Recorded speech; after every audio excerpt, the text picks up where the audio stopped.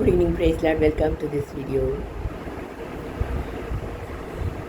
எங்கள் பாஸ்டர் நீங்கள் பெரிய பெரிய பிரசங்கம்லாம் வைக்க வேண்டாம், ஒரு சின்ன வசனத்தை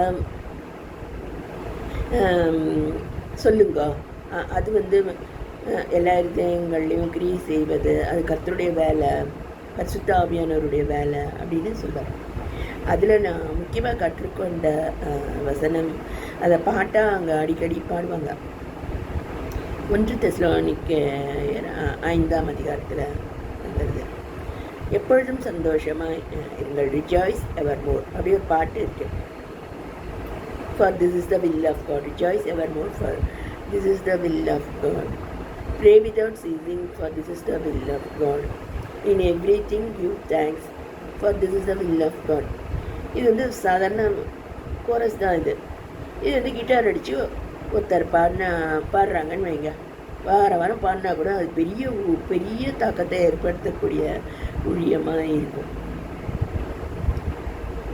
ஸோ நீங்கள் கிட்டார் அடித்து பாடக்கூடியவங்களாக இருந்தால் இந்த கோரஸ் நீங்கள் கற்றுக்கிட்டு பாடினா போதும். ஏன்னா இது பெரிய ஊழியம். அது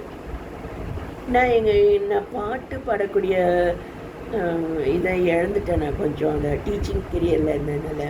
அதனால் இந்த வசனங்கள் எனக்கு மிகவும் உபயோகமாகவும் என்னுடைய ஊழியத்தில் பெரிய தாக்கத்தை ஏற்படுத்துறதுனாலையும் நான் அதை அடிக்கடி பிரிண்ட் அவுட் எடுத்து நான் ஒட்டி வச்சுருப்பேன், வெளியே கூட ஒட்டி வச்சுருக்கேன். அதுபோல் பார்க்குறவங்களுக்கு அது பெரிய அளவில் கிரி செய்யுது. ஏன்னா இந்த ஊரில் ஆஸ்பத்திரி இருக்குது, சிறைச்சாலை இருக்குது, மென்டல் ஹாஸ்பிட்டல் இருக்குது. அதனால் சந்தோஷம் இல்லாத நிலைமைகள் நிறைய பேருக்கு இருக்குது. பிள்ளை இல்லாதவங்க இருக்காங்க, அதுபோல் எல்லாம் டிவோர்ஸிஸு இருக்காங்க. சும்மா நீங்கள் சிஎம்சியில் போய் ஹாஸ்டலில் உட்காந்து பாருங்கள், பாதி டாக்டர்ஸ் டிவோர்ஸியாக இருப்பாங்க. அதுமாரி ரொம்ப அழகாக இருப்பாங்க, ஆனால் பார்த்திங்கன்னா துக்கமாக இருக்க மாதிரி பார்க்கலாம். அதுபோல் எப்பொழுதும் சந்தோஷமாக இருங்கள் அப்படிங்கிறது இந்த ஊரில் சொல்லணுங்கிறது என்னுடைய தரிசனம். அதை எழுதி ஒட்டி வச்சுருக்கேன். எனக்கு உதவி செய்யணும்னு நீங்கள் நினச்சிங்கன்னா இதை நீங்கள் போகிற இடத்துல இந்த பாட்டை கற்றுக்கிட்டு பாடினீங்கன்னா போதும்.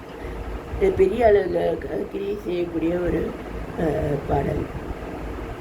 இதை நான் ஒரு சாட்சியாகவும் ஆலோசனையாகவும் நான் சொல்ல விரும்புகிறேன்.